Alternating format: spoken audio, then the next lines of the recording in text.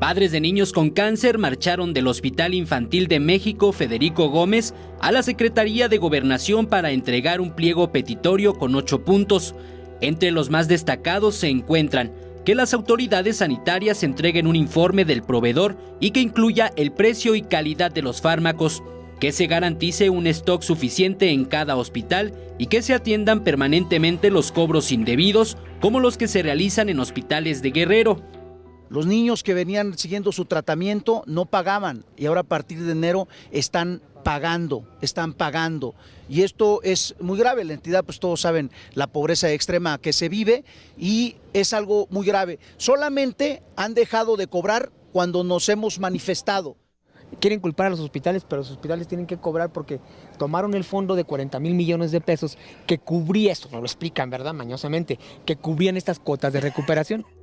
A la movilización se sumaron padres de familia provenientes de Tijuana, Oaxaca, Veracruz, Ciudad de México y Estado de México, como la señora Rosa Isela, a quien le preocupa que su hijo recaiga en la leucemia linfoblástica aguda que padece.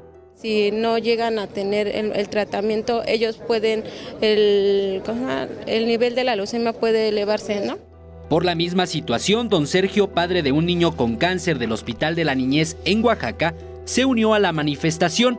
Denunció que de los 350 niños con cáncer que atiende el nosocomio, 165 están en grave peligro por no tener esquemas completos. Se han estado modificando esquemas, voy a poner el ejemplo de ciclofosfamida. Si normalmente un niño requiere, de acuerdo a su peso corporal, 300 miligramos, se están poniendo 150 para que ajuste para otro niño. Los padres de familia fueron atendidos por la secretaria de Gobernación, Olga Sánchez Cordero, quien recibió el pliego petitorio y quien les informó que el gobierno federal ha realizado todo lo necesario para garantizar el abasto de medicinas en los hospitales del país, adquiriendo incluso medicamentos en otros países.